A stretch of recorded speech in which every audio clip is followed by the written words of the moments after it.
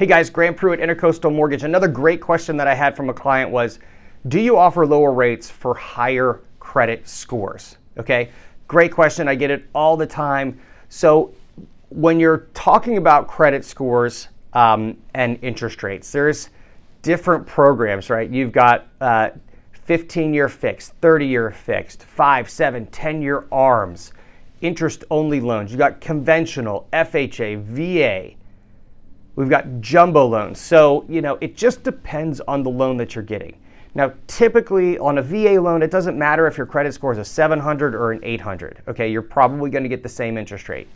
FHA, the same way. It doesn't have as much of an impact. Once you go below 700 and you start getting into the 600s, yes, it might have an impact on the interest rate. Conventional loans, this is where it really starts to kick in. So anything above a 740, and you're really going to get the best interest rate that's on the market. Okay, once you start going below 740, 720, 700, 680, then it has an impact on how low the interest rate is. It has an impact on what the interest rate's going to be.